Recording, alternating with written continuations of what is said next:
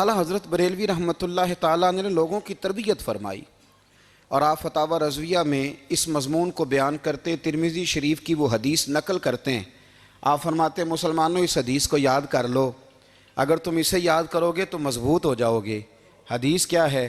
نبی کریم صلی اللہ علیہ وسلم نے فرمایا اگر سارے انسان مل کے بھی تیرا برا کرنا چاہیں تو جب تک رب کی مشیت نہ ہو وہ تیرا برا کر نہیں سکتے۔ اور حضور صلی اللہ علیہ وسلم نے فرمایا اگر سارے انسان مل کے تیرا بھلا کرنا چاہیں تو جب تک رب کی رضا نہ ہو تیرا بھلا ہو نہیں سکتا۔ تو اعلیٰ حضرت فرماتے ہیں اس چیز کو ذہن میں بٹھاؤ، مسلمانوں اپنا رجوع اپنے رب رسول کی طرف مضبوط کرو۔ یہ کیا بات ہو گئی کہ میں اس سے بھی ڈر رہا ہوں، میں اس سے بھی ڈر رہا ہوں، وہ بھی میرے پیچھے لگ گیا۔ فاضل بریلوی رحمۃ اللہ علیہ ان چیزوں سے منع فرماتے تھے۔ وہ کہتے تھے یہ توہمات ہیں، اوہام پرستی ہے، ہمیں ان چیزوں سے ہمیشہ بچنا ہے، اپنی آنے والی نسلوں کو بچانا ہے۔ اور فرمایا کرتے تھے رب کی رضا پہ جو راضی رہتا ہے اللہ اسے سکون والی زندگی عطا فرماتا ہے۔ ہمارے ہاں لوگ پوچھتے ہیں طبیعت کیسی ہے، لیکن یو پی میں، سی پی میں، لکھنؤ میں پوچھا جاتا ہے کہ کیا شکایت ہے آپ کو؟ کہتے ہیں یہ سر درد کی شکایت ہے۔ یہ اردو کا ایک محاورہ ہے۔ جناب کیا شکایت ہے؟ کہتے ہیں جی مجھے کمر درد کی شکایت ہے۔ پھر پوچھنے والے پوچھتے ہیں کہ جناب اس شکایت کا کیا بنا؟ تو صدر الشریعہ مولانا امجد علی صاحب اعظمی رحمۃ اللہ علیہ فرماتے ہیں اعلیٰ حضرت کو بخار تھا تو میں حاضر ہوا، تو میں نے کہا حضور شکایت کا کیا بنا؟ کہنے لگے مولانا پڑھے لکھے ہو کے تو ایسی باتیں نہ کرو، شکایت کس سے کرنی ہے؟ رب نے جس حال میں رکھا ہے بڑا ہی اچھا رکھا ہوا ہے۔ شکایت کا کیا معنی ہوا؟ اللہ نے جہاں سمجھا مناسب اس نے ہمیں رکھا ہے، شکایت کیا ہوتی ہے؟ مجھے کسی سے شکایت نہیں۔ فرمایا کرتے تھے الحمدللہ مجھے سر درد بھی ہوتا ہے اور بخار بھی ہوتا ہے اور میں بڑا خوش ہوں، یہ وہ والی بیماریاں ہیں، یہ وہ امراض ہیں جو نبیوں کے قدم بھی چومنے آیا کرتے تھے۔ میں خوش بخت ہوں کہ وہ امراض جو انبیاء کے پاس آتے تھے، سر درد اور بخار، وہ مجھے لگتے ہیں۔ اپنی زندگی کو رضا والی زندگی بنایا۔ یقین بڑا کامل تھا میرے اعلیٰ حضرت کا۔ امام غزالی نے حدیث لکھی ہے، نبی کریم صلی اللہ علیہ وسلم نے فرمایا یقین اس طرح سیکھا کرو جس طرح تم قرآن سیکھتے ہو۔ آج میرے دور کا سب سے بڑا مسئلہ یقین کی کمزوری ہے۔ مسلمان کچی پکی سوچیں سوچتا ہے، کمزور کمزور جملے بولتا ہے، اس کو دنیا داروں کے وعدوں پر اعتماد جلدی ہوتا ہے، لیکن معاذ اللہ اللہ رسول کے وعدوں کے بارے میں یہ کئی دفعہ شکوک کا شکار ہوتا ہے۔ اسے سمجھنا چاہیے۔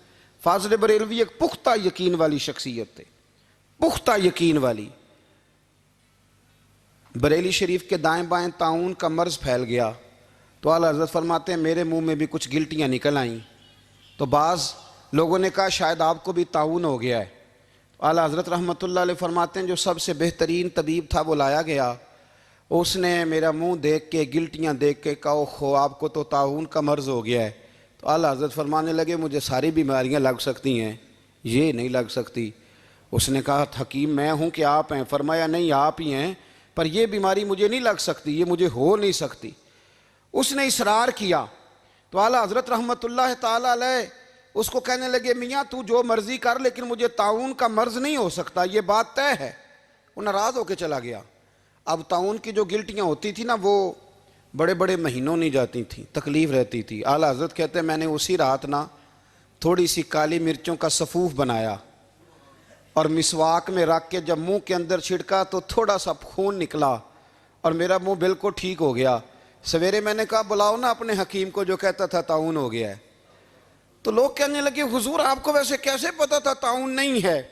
فرمانے لگے پتہ اس طرح تھا کہ اللہ کے رسول صلی اللہ علیہ وسلم نے ایک دعا ارشاد فرمائی ہے، فرمایا کسی مریض کو دیکھ کے پڑھ لو الحمدللہ الذی مما ابتلاک بہ وفضلنی علی کثیر ممن خلق تفضیلا۔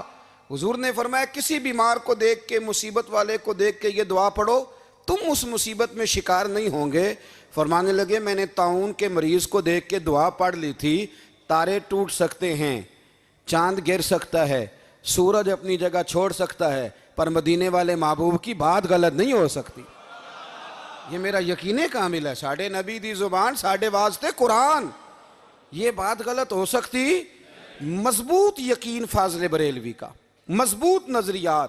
اعلیٰ حضرت رحمۃ اللہ تعالیٰ علیہ سے کسی نے کہا آپ کس طرح کے مومن ہیں, کس طرح کے مومن ہیں؟ تو اعلیٰ حضرت فرمانے لگے میرا دل چیرو, اس کو کھولو, ایک طرف لا الہ الا اللہ لکھا ہوگا, دوسری جانب محمد رسول اللہ لکھا ہوگا, کھول کے دیکھ لو. ایک تو یقین کی. پھر دوسری بات, خشک لوگوں کو زندگی گزارنے کا مزہ کوئی نہیں آتا. زندگی گزارنے کا مزہ اسے ہی آتا ہے جسے کسی سے پیار ہو جاتا ہے.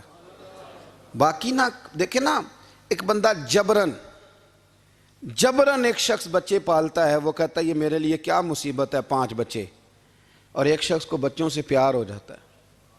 وہ جوان بھی ہے, خوبصورت بھی ہے, پر عید پہ کپڑے نہیں خریدتا.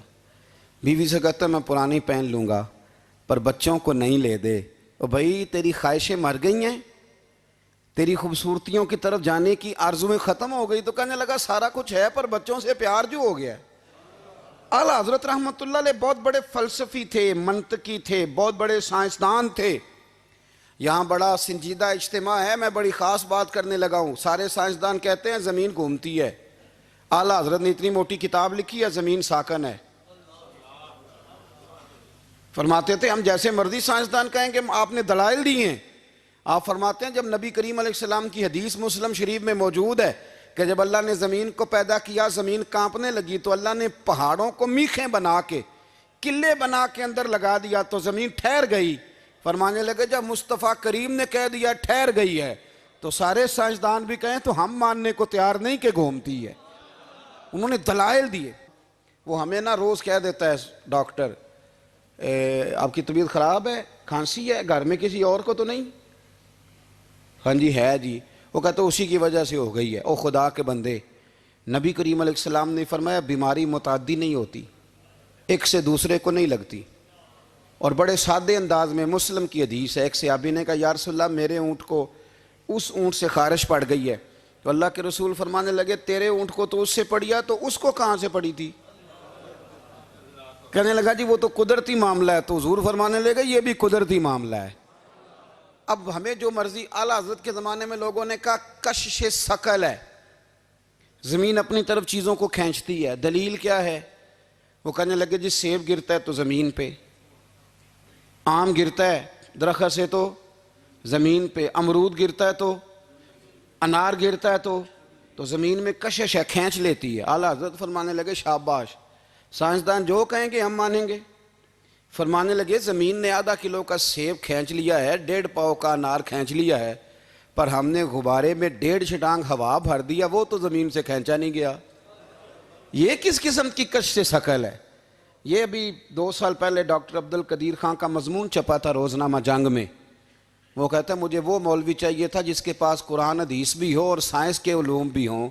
کہتا میں نے زمانے کے دروازے کھٹکھٹائے, پھر میں پہنچا بریلی کے امام کے پاس, اور کہتا ہے وہاں جا کے نہ میں ٹھہر گیا ہوں, اس لیے کہ مجھے قرآن و سنت کا نور بھی ملا ہے اور مجھے سائنس کے رموز بھی ملے ہیں.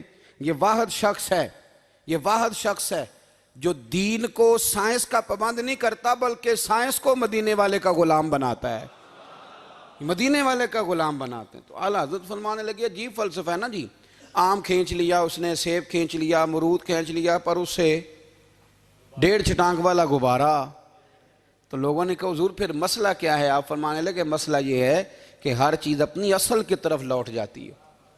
ہر چیز اپنی, سیب امرود انار زمین سے پیدا ہوتے ہیں تو زمین پہ گرتے ہیں. ہوا کی اصل اوپر ہے, اس لیے جب غبارے میں ہوا بھریں گے تو ہوا اس کو اوپر لے جائے گی.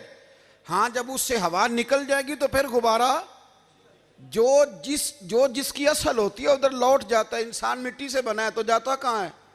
مٹی دیں مٹی رہنا ہی. ایویں کا دی بلے بلے, اج مٹی دے اتے بندیا تے کل مٹی دے تھلے. تو اعلیٰ حضرت رحمۃ اللہ تعالیٰ علیہ نے نا اپنے سارے علوم کو نبی پاک کا غلام بنا دیا. آپ فرمایا کرتے تھے آج لے ان کی پناہ, آج مدد مانگ ان سے, کل نہ مانیں گے. ویڈیو پسند آئے تو لائک کریں, شیئر کریں اور سبسکرائب کریں.